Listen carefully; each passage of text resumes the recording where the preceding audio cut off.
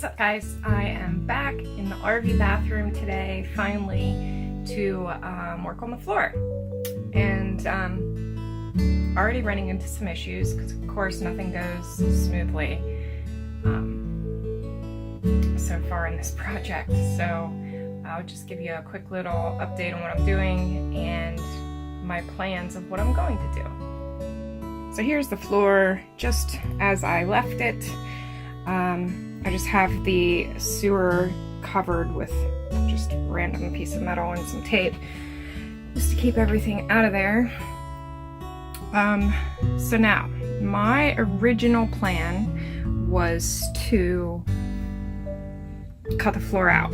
I even started cutting here along the doorway, and I was going to pull up all of the bathroom floor and replace it with new plywood, particle board, you know, whatever, and then go over it with my new flooring. So as I started cutting that, you know, and I kind of already had the idea in the back of my head, like, this is going to be a nightmare, because of course up here where it's completely rotten, I just basically scraped it up. It came right up. But where it's not rotten, it's not going to be so easy. This particle board is completely glued down, and there's styrofoam underneath it. So to get it all up, I'm going to be just butchering the floor. And I mean, it is structurally sound. It doesn't bounce. You know, I haven't even come across any beams like in that space right there. There's no structural beams going across. So now my plan is to go over where it's already picked up and feather it into the decent floor. I'm going to go over it with self-leveling floor compound. But then arises a few new problems. Number one, what to cover the gaps and the holes with, so that the compound doesn't just run down through, because it will definitely run right down in there. So that's my first dilemma. Maybe it could be as easy as just going over it with some duct tape, or, you know, some sort of plastic barrier or something just to hold it. Then the next issue is what to do about this. I've been bouncing around the idea of just going with a composting toilet, but if I do that, I don't want to completely cover this, because I want the option of being able to easily switch it back. You know, if I sell it and the person doesn't want a composting toilet, then it would be a matter of just opening it up, putting a toilet on it, and there you go. Also, if I decide I don't like the composting toilet, I want the option to be able to switch back. So I did buy some like sewer cap things, you know, that I can cap off this, and I could just build a box and do my composting toilet probably right over it. So now I'm trying to get the rest of the carpet out, because there was some little areas around the walls and, you know, obviously here around the sewer line where there is still carpet under it. So I was trying to get this off, and the screws, which I did get some of them out, the screws holding the flange down completely rusted. Completely rusted. And there's still one in here. Right there. And that one there is just completely rounded out. My screwdriver won't grip it. So I thought, okay, well, you know, I can probably just pry it out. For as, you know, rotten as the floor is around it, it'll probably just lift right up. But now I'm like, okay, how much of that is supposed to come up? Because that pipe goes down in a little bit, and like kind of right there is like the bottom edge of it. is that whole thing supposed to come up? I watched a couple of YouTube videos and they unscrewed the flange. So that means I have to get that screw out to be able to unscrew the whole thing. So that's where I'm at right now, just kind of thinking like, what the hell am I supposed to do here? Should I just leave it? And also, if I put the self-leveling, you know, compound, which is like a concrete mixture, are you going to be able to screw the flange down into that? No, probably not. Not easily anyway. So I should probably have wood around the flange to be screwed into. So what I'm thinking,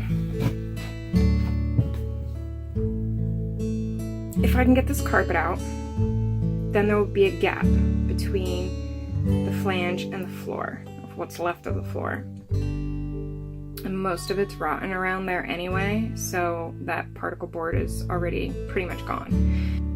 So if I can get this carpet out, then I can go and cut some 3/8 inch, that's what this floor is, 3/8 inch pieces of wood, just little like shims basically, and stick them around the flange where the screws will go, and just stick them in there. Then pour my compound, my self-leveling compound on the floor, basically up to and around the wood shims that I'm going to be putting in there. Then let it set up. Then I can screw the other 3 remaining screws in the flange. I can screw them down with new stainless steel screws and they will go into wood, but everything else will have the self-leveling compound, and there will be 1 screw that isn't new, but 3 is better than 1. 3 new ones better than 1. So I think that's gonna work. It might not be the proper way to do it, but I don't see an issue with it. I think it'll be perfectly fine. And it's a camper. I gotta keep telling myself that. It's a camper. Yes, I want it to be nice. I want it to be structurally sound. I want it to last. But it's still just a camper. So that's pretty much where I'm at now. I'm gonna get that carpet out. I'm going to figure out how to cover the gaps. I'm gonna get my little shims made, and then I'm gonna mix up some compound and pour it in. Hopefully this will be a day where I actually get a project done. So wish me luck. I will check back in with you in a few minutes.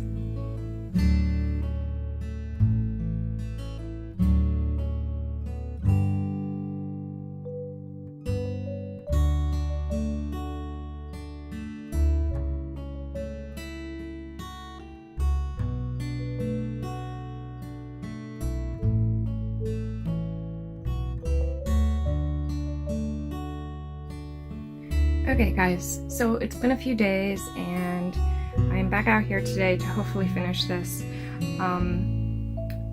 So far my experience with this self-leveling stuff has not been what I expected. It wasn't runny, so therefore it didn't level. And I had to spread it with a trowel, which you can see, there is grooves and stuff in it. The good thing is it wasn't enough product, so there's still a dip, at the edges of the wood. So I went and got a second bag. I'm gonna mix that one up and I'm gonna add a lot more water to it so it is runny. And then I'm gonna pour it over top and let it do its thing, and hopefully that'll do the trick. So that's kind of where I'm at now.